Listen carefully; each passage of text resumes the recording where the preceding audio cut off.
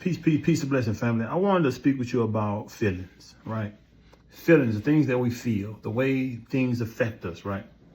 And the one thing that I want to emphasize is a thought, is an awareness, is an acknowledgement to self that can't no one make me feel any way in anything that isn't coming out of me, that isn't connecting with something in me. I hope you understand what I'm saying. Can't no one piss me off. Can't no one make me feel depressed. Can't no one make me angry or frustrated or irritated. Can't no one make me have a feeling. I'm saying any feeling. And you have to be mindful of the words you use, because the words oftentimes express a feeling, but because we use words so loosely today, we're not always aware of the fact that this word is expressing a feeling or connected to a feeling.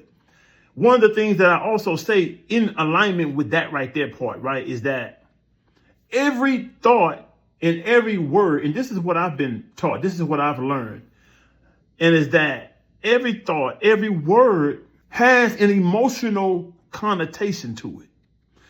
And the thing is that, because we're emotional beings, this is our energy. You know, we can associate emotions just to energy, right? This is our energy. And so even if we are unaware of the emotion or the feeling that's connected to a word or a thought, right? An idea, even if we are unaware of that feeling that's connected to it, it's there. And all we have to do is continue to examine and analyze self. The more we do that, the more you will find the truth in what I just said. Now, back to what I was saying about feelings and can't no one. This is the thing that it is so important for us, because it took me years to come to the realization of this and the acceptance of this, the truth of this. But now I understand. And this is my journey. This is what I constantly remind myself about is you see, let me see, how can I say this?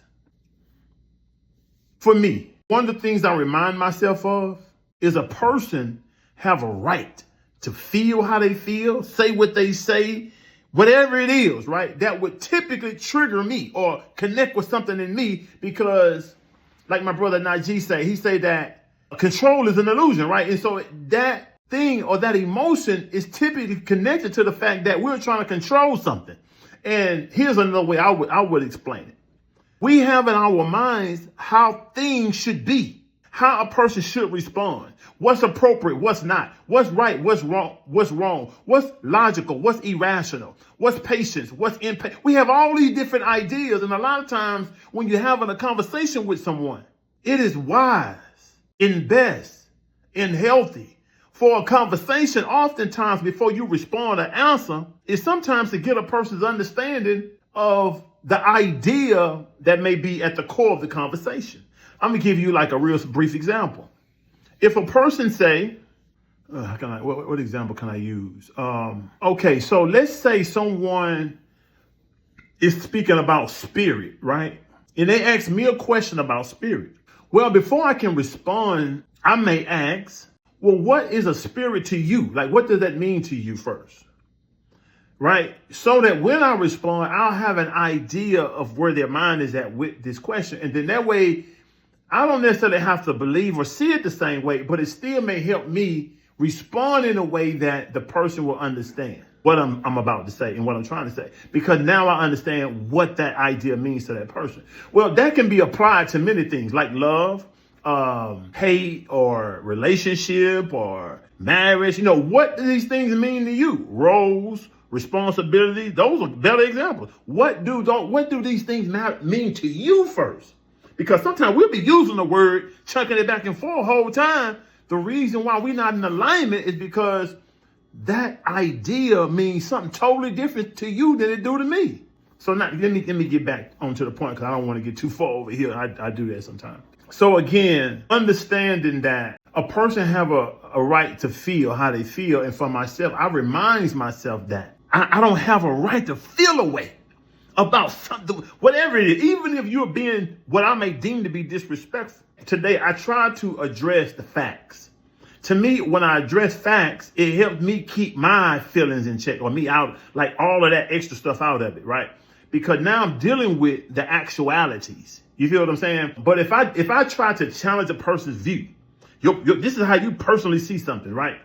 Well, and let's just say the way they see something cause them to be quote unquote insulting, right? Well, there's no sense in me addressing that because this is like where they are, and their feelings are already probably up or rattled or whatever the case may be. Me trying to address that only, in my view, right, in my experience, adds to that emotional fire.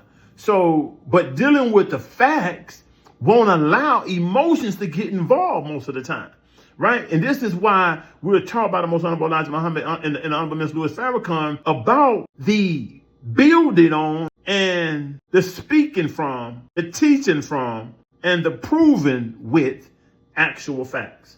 And an actual fact is something that is real, true, and objectively existing, regardless of belief, opinion, interpretation, or emotion. If you really can keep that definition in mind, or even just look it up, it is what it is. If you look up what an actual fact is, it'll keep one from just pulling from anywhere when trying to prove a point. So with all that being said, being aware, making ourselves aware and mindful of the fact that whatever you feel, whatever emotion that you're going through, whatever it is you depressed, all of it is coming from something within you.